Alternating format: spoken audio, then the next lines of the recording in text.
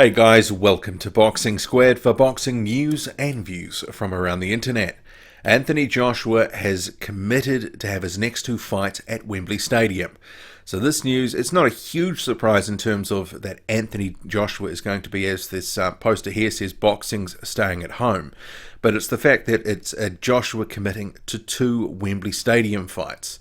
So we kind of knew that Anthony Joshua's next two fights, it had been telegraphed to a degree, would remain in the UK, but the question was where. And they've obviously secured the stadiums for the two events that are going to be held. So one in September and then one in April. And obviously Alexander Povetkin is the opponent that is next. And I'll come to a few thoughts on the Povetkin situation, because I know that there's going to be some conspiracy theorists who will be out in force about that in terms of the stadium. Why wasn't it there? Why wasn't it available for a Deontay Wilder fight? But I think there's a bit more going on there than meets the eye in terms of just those headline sort of statements in terms of that fight is confirmed for a week after the Canelo-Golovkin fight. More on that later. But also it raises the question. So Joshua, he is fought at home his entire career now. He's spoken about wanting to fight in the United States.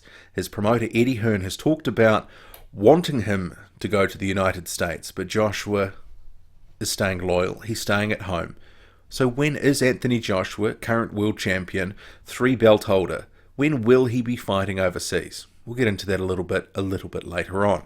But first, let's get to the actual press statement. So Anthony Joshua, he's committed his future to his loyal UK fight fans, with his next two fights to be staged at Wembley Stadium, connected by EE in London. Joshua will defend his IBF, WBA, WBO and IBO crowns at the National Stadium in the English capital on September 22nd, and will return to Wembley Stadium on April 13 next year for his 23rd pro fight. So I guess we're taking it there, and I'll just say the IBO, that is the unofficial fourth belt that Joshua, I mean, it's an official sanctioning body, but it doesn't hold the same weight as these three. So just to sort of context for my 3-belt holder there before, it is definitely the minor belt in this equation. But September 22nd, okay, so he faces Alexander Povetkin. I guess, regardless of who the opponent is, this date is now locked in, and you never know, that could be a rematch, or others have sort of speculated it could be Dillian White. Then again, it could be the one that we all want, the big one, a summer fight in the UK for Anthony Joshua versus Deontay Wilder. And by then it would have had well enough time to marinate just that bit longer, fans at their throats, as has been happening for the last few months, and it will be even bigger than it is now. But, I mean, we'll have to see whether we get that one or not. The heavyweight king, he has already set a post-war attendance record at the stadium when 90,000 fans filled Wembley to watch Joshua stop Vladimir Klitschko in the 11th round of their stunning battle last April. The 28-year-old has since filled the Principality Stadium in Cardiff twice, defending his belts against Carlos Takam in October before unifying the division by taking Joseph Parker's WBO belt in March, with the two events in the Welsh capital pulling in over 150,000 fans. Okay, so it's got here two more sellouts at Wembley. Joshua would have sold in excess of 400,000 tickets in 5 huge world title fights, and the fan favourite is thrilled to be back under the arch for his next 2 blockbuster fights, I guess whatever they are. So Joshua says, "I'm returning to Wembley after 2 mega fights in Cardiff. I want to thank the supporters from Wales and Great Britain, and also the people of London, for patiently awaiting my return. Being North London born and raised, it is in my blood. The opportunity to fight in such an iconic stadium is normally a once-in-a-career opportunity. So to be given the chance to fight there again, it's amazing. Wembley just added a 4th lion to the den." And now we get into promoter Eddie Hearn's quotes. "I'm extremely honoured to get the opportunity to promote 2 more shows at the National Stadium, and delighted for British fight fans that Anthony has made this commitment to them. I don't think anyone will either forget that night on April 29 against Klitschko, and we plan to bring 2 more dramatic events to Wembley Stadium in September and April. Images from these events make our country the envy of the boxing world, and long may it continue." And then we have a quote from someone from Wembley, more rah-rah stuff there, and from the London Mayor, Sadiq Khan: "That incredible night last year when Anthony defeated Vladimir Klitschko at Wembley in front of a record crowd will go down as one of our city's greatest sporting events. I'm absolutely delighted that Wembley is set to host these next two chapters of AJ's remarkable career. We once again have worked closely with Transport for London to make sure this can happen and allow for tens of thousands of boxing fans to travel to Wembley Stadium for the fights.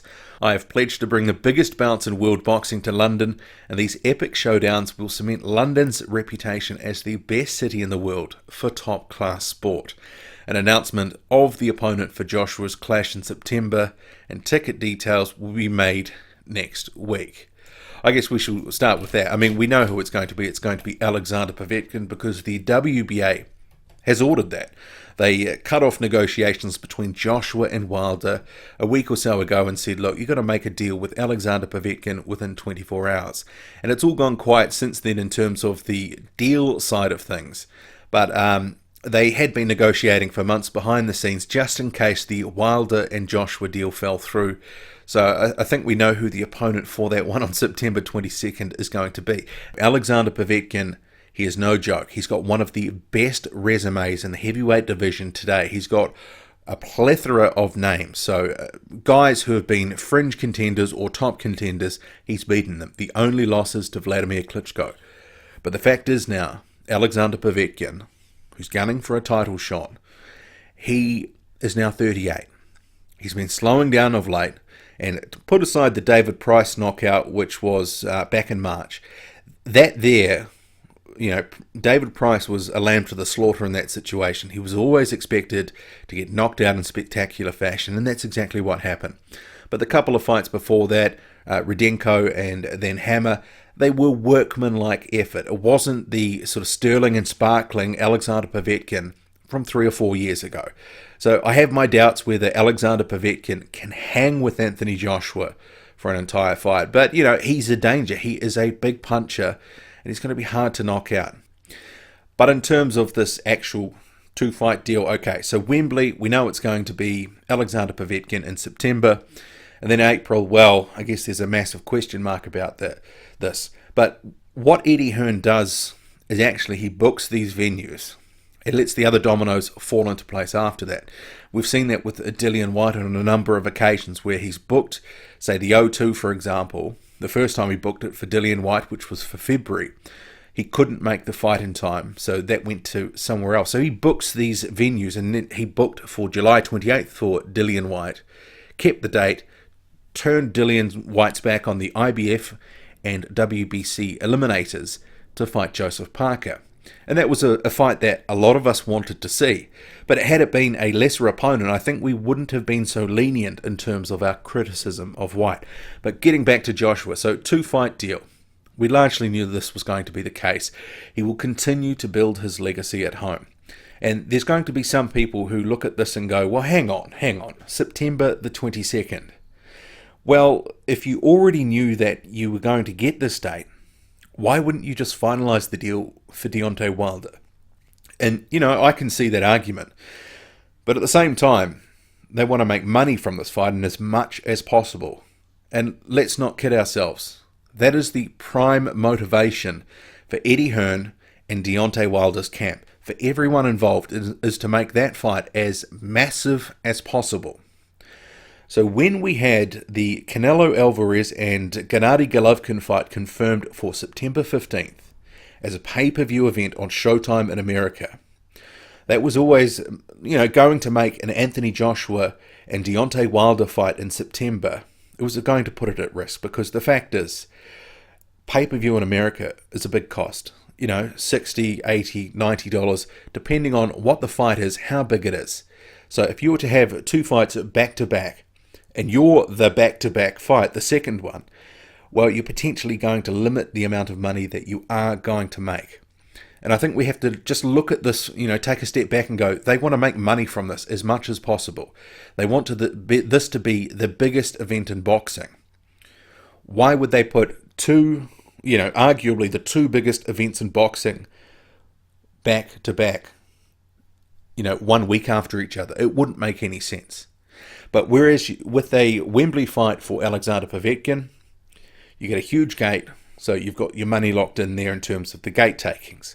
But then you have the UK pay-per-view, and then you have the Russian pay-per-view, and whatever else you can get around from the world. The American side, you're probably never going to get too many buys for that. Actually, if we think about it, whatever network this is going to be on, it's probably just going to be shown. It won't be as a pay-per-view because there's not a massive American star that's in the fight. So Showtime or HBO, whoever gets the rights to it, probably is just going to show it. Whereas in other countries, say like New Zealand or Australia, an Anthony Joshua fight these days, it's a pay-per-view event and has been for quite some time. Other countries as well. But the UK market and the Russian markets, they're going to look to sell as many buys as possible. So that's why September the 22nd, it just works. But this other side of the coin here, we've got Anthony Joshua versus his WBA mandatory Alexander Povetkin, September 22nd. We've got this date locked in for Wembley Stadium in April 2019. So we know where the next two fights are. The next sort of 6 to 8 months worth of action, it's going to be staying in the UK, staying at home as they're putting it. So Anthony Joshua, when is he going to travel abroad though?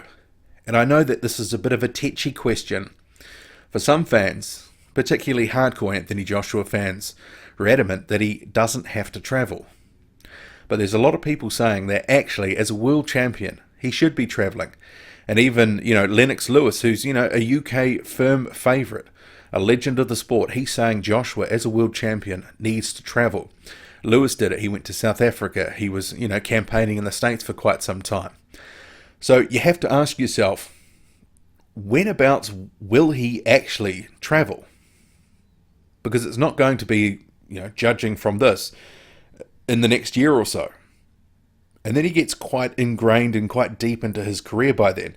So he would have, if he can hold his belts, it starts to actually, outside of America, if he doesn't go there next, after the UK, where would he go that he can actually get a bigger gate, ensure that there's a good window for the fight in terms of time zones that works well with the UK? Where can he go that would make more money than actually staying in the UK? And you think about it like this, it's actually quite it's a good problem to have in some ways because they are just making so much bank in the UK at the moment. But also, is his sort of marketability in terms of being a worldwide star just being a little bit hobbled, a little bit capped because he is staying at home? Whereas if he was to travel a bit more, or just travel, it could broaden, markets for him, opportunities, and so on and so forth. So it's a tricky situation because there is so much success in the UK. If you're filling 90,000, plus at Wembley, where do you go to top that? Where do you actually go to make that better in terms of, a stadium fight, the amount of money that you can earn outside of the United States? Because say if he does fight Deontay Wilder, there's probably going to be a rematch. But I'm sort of talking about, if he's voluntarily taking his fights somewhere around the world, where's that going to be? We have to wait on that. But, there's a few things that Eddie Hearn has thrown around, like a Jarrell Miller fight in Brooklyn. But to be honest, do we really want to see that? I wouldn't have thought so, because at the moment, Jarrell Miller, not a huge star, can't even headline a card of his own in the United States, but he thinks he's a big star. He's got some work to do. He needs to actually fight some people with some credibility in terms of they're a threat in the division right now. Whereas, Anthony Joshua, he's risen through those ranks. He's earned that A-side status. And we're seeing that from Deontay Wilder as now. He's getting more stripes. He's fought Ortiz. He's looking to keep upping the opposition, or at least keep it at a certain level. That's going to help build his value.